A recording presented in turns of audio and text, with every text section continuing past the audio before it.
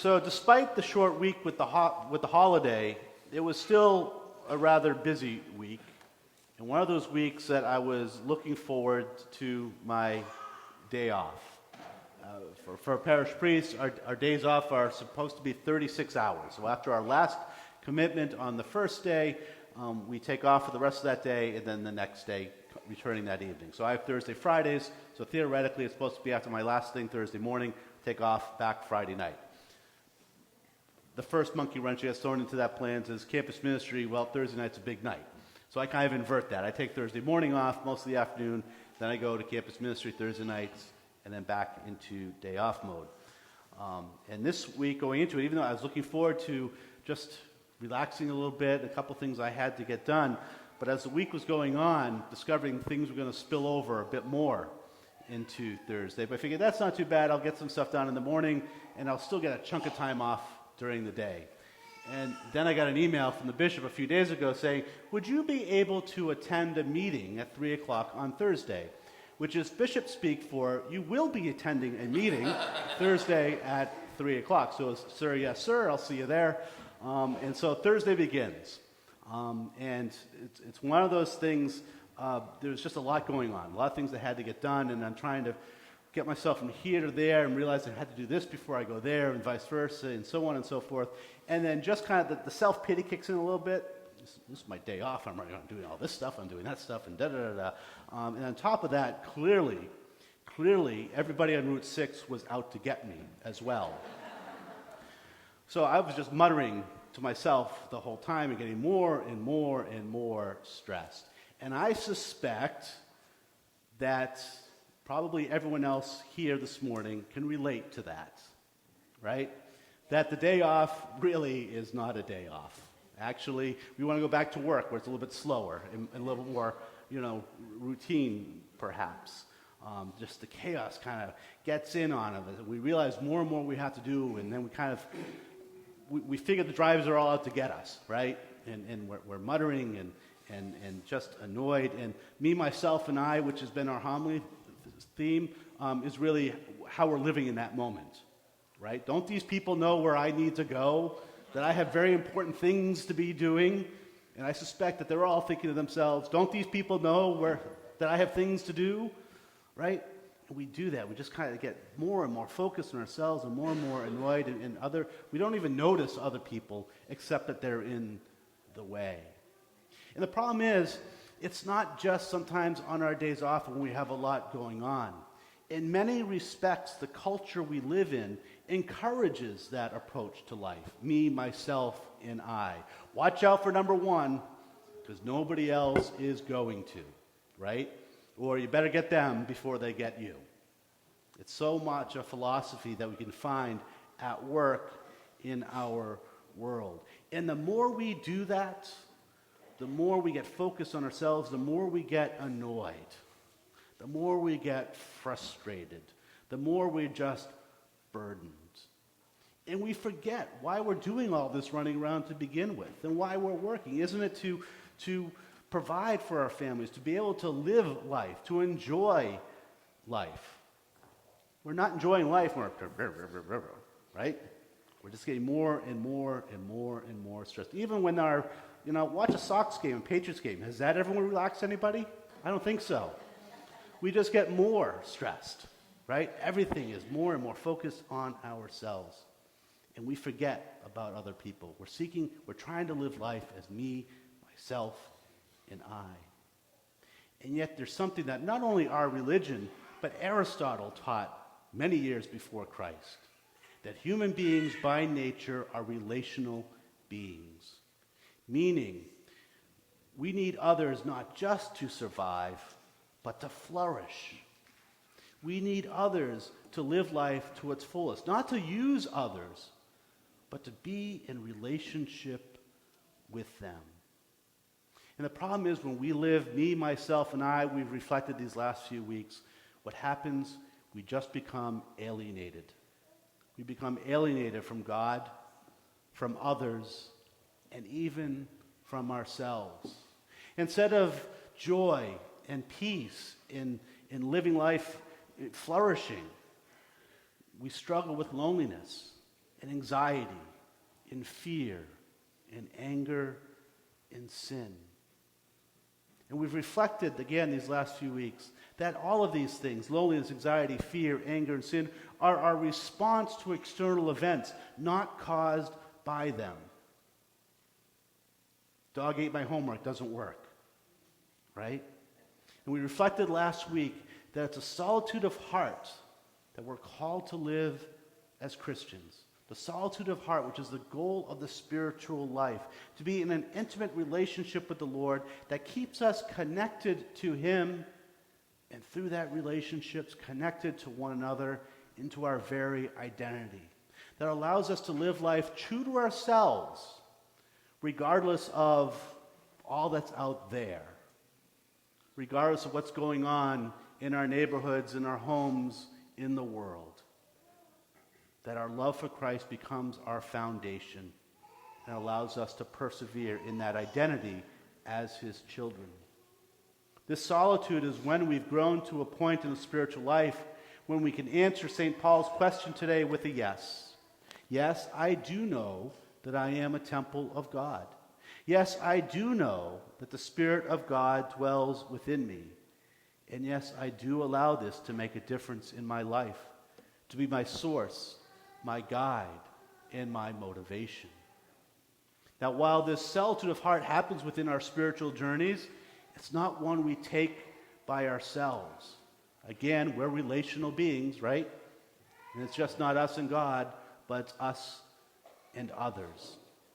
And one of the challenges out there is, well, sometimes our relationships with others aren't always good, right? We get hurt, or we hurt them. We're disappointed, we're betrayed, we're abandoned. They aren't relationships that seem to be giving us life. But we're reminded that our true identity, live that true identity, we're still called to that solitude of heart. There was a beginning of this month, a horrific accident in Australia where a drunk driver drove into a crowd of people and killed 3 siblings. And this past week, I think I saw on the BBC, there was an interview with the parents who happened to be Catholic. And at one point during the interview, the mom said this, "I think in my heart, I forgive him. I'm not going to hate him. It's not who we are, and it's not what our religion tells us." I'm getting chills saying those. I've been getting chills all weekend saying those words. Because as much as I would hope that would be my response, I don't think so. Right? I don't think so. I think I'd be too upset to talk to anybody at that point. I don't think I'd want to be in the room with that individual. And yet, there's something about her words that causes me to pause a bit. It's not who we are, she says, revealing something very important. Revealing that faith isn't something that she does. Faith is not something she belongs to, but it's a part of who she is. That you can't understand her or her husband or her family if you take God out of the equation. That the words from Leviticus today, "Be holy, for I, the Lord, am holy. You shall love your neighbor as yourself," are words that describe her life. Because these things, love and holiness, in their perfection are found only in God. And the only way she could have that response is by living a life in love with Jesus Christ. Not even falling in love with Christ, beyond that, but living in love with Christ. And recognizing that when we do that, we need to live in love with humanity. You know, Jesus reveals a very common human trait in today's gospel. He says, "You have heard that it was said, you shall love your neighbor and hate your enemy." But that's not what we heard in Leviticus, is it? Leviticus, part of the law, told us you shall love your neighbor as yourself. But what happened? Well, humanity happened, right? That's tough. Those are tough. It's tough to live in love with other people, particularly those who seek to harm us, those who hate us. How do we love them? And we struggled with that. We struggled with that. We struggled with the hurt that we've experienced. And so over time, what happened? We redefined neighbor. right? Well, those are family and friends and those that we like. And at some point along the way, before Jesus' time, in those hundreds and hundreds of years, that we got the notion that love your neighbor, and it's okay to hate your enemies because they don't like you anyway, right? It may protect you. You may be better off.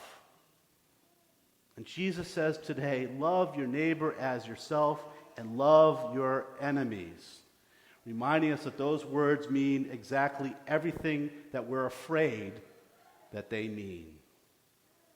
That as disciples of Jesus Christ, we're called to live in love with all of humanity, even those who seek to harm us, and even those who have harmed us.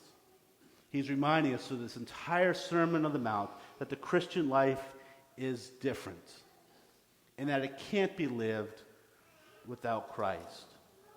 We're aware of our own imperfections, in sins and failures, and even how we've hurt other people. And yet we're aware and we're told that Christ continues to reach out to us in mercy and love to forgive us and to help us to continue to grow in that relationship, to the point that every weekend, indeed every day in this church, we pray together, forgive us our trespasses as we forgive those who trespass against us. So this loving others is something that we proclaim. We use those words. And what did Jesus tell us earlier in the Sermon on the Mount? Make sure your yes means yes. Make sure your words you speak are true. If we profess a faith and belief in Jesus Christ as the Son of God and seek to live as his disciples, it's the good and the challenges that go with that. That we need to recognize that we're works in progress. That we need to allow the Lord to continue to forgive us, to continue to transform us, to continue to lead us on that path of conversion. Because we're comforted by Paul's words today that we're temples of God. We're comforted by the fact when Genesis tells us that we're made in the image and likeness of God. And because of that, we have a special relationship with God. And because of that, we're owed a special respect and dignity. The problem is, other people are also temples of God, and they're also made in the image and likeness of God, and they're also owed the special respect and dignity, and not just when we think that they deserve it. Me, myself, and I closes us off from love and from our true identity. It deepens our alienation and our isolation, and it does more damage to ourselves and to others. And when Jesus says, be perfect as your heavenly Father is perfect, he's going to draw attention to himself as the model for living in love with God, others, and ourselves. One of the central symbols and decorations in the Catholic Church is the crucifix. And not only in our churches, right? I'm sure if we did a survey, everyone here has at least one in our homes. In the living room or the kitchen, I'm sure it's always been the case. You have to have one above the bed, right? And we put those, and it reminds us of what Jesus did for us, that he died for us. But it's also to remind us that he's a model for us. Because what did he do on the cross? He sought the forgiveness of those who put him there. He continued to love those who put him there.